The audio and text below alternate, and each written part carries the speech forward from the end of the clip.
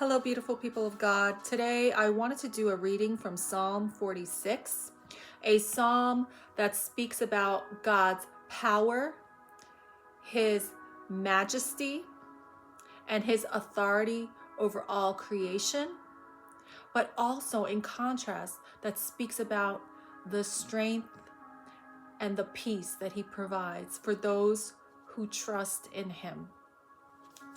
And I'm going to be reading from the New King James Version, but you go ahead and read from whichever translation you're comfortable with.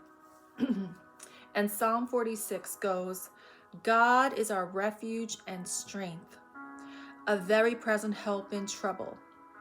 Therefore we will not fear, even though the earth be removed, and though the mountains be carried into the midst of the sea, though its waters roar and be troubled, though the mountains shake with its swelling.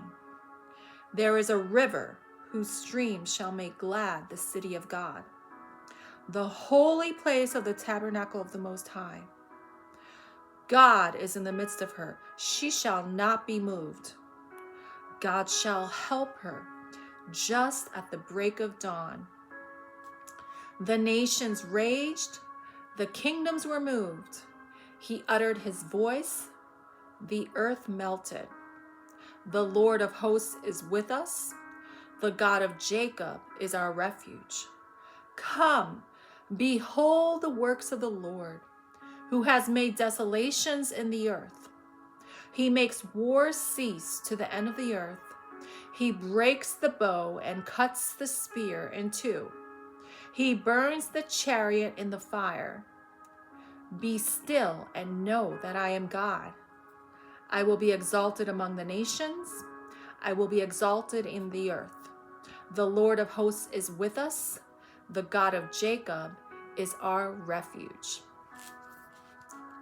I don't know about you, but this psalm fills me with such a sense of peace that our God is in charge of everything that goes on this earth, and in turn, everything that goes on in our lives.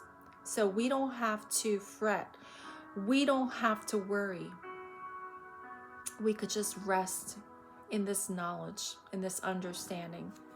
And that's evidenced in verses 7 and 11 in this psalm, where God is referred to as the Lord of hosts. The Lord of hosts is one of the many titles that the Israelites gave to God in the Old Testament. And the Lord of hosts is translated from the Hebrew title Yahweh Sabaoth. And Yahweh Sabaoth means commander of the heavenly armies. Yes, that's who our God is. He has charge over all of the angelic armies in heaven. He tells them where to go and what to do. So if he can do that, what can he not do? Nothing. He can do what seems like the impossible. He could accomplish what seems unreachable to the human understanding, right? And I love, like I said, the contrast of this psalm between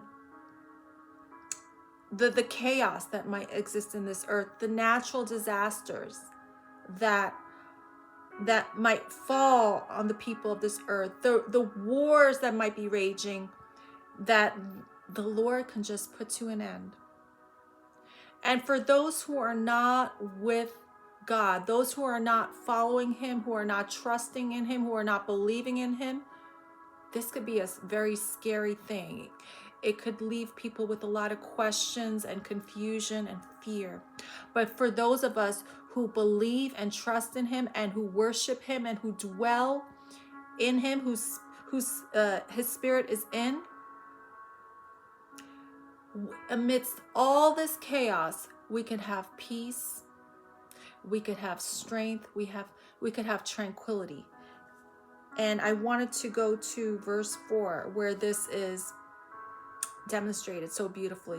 It says, there is a river whose stream shall make glad the city of God, the holy place of the tabernacle of the Most High. The city of God is where we, believers in the living God, dwell. That's where we can draw that peace and strength from God. And a river in the Bible has many different symbolisms. A river is a source of joy, a source of life, a source of healing, of harvest, and God's presence. And that's what flows to us when we dwell in him, right? And it says, God is in the midst of her. She shall not be moved.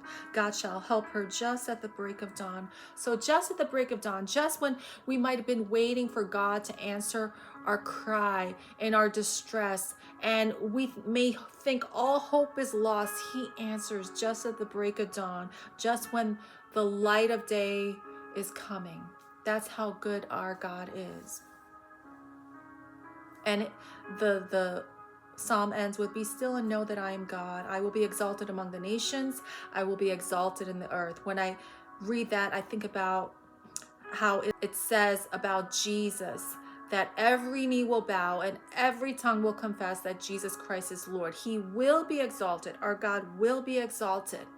He has this much power and authority over all creation. So I wanted to leave you with that encouragement. And I also have a song that really just brings to mind this psalm to me, and it's called Yahweh Sabaoth by Nathaniel Bassey. It gives me so much strength and encouragement when I listen to it, so I wanted to share it with you so you could hopefully get the same in return. I thank you all for listening, and I hope you have a blessed day.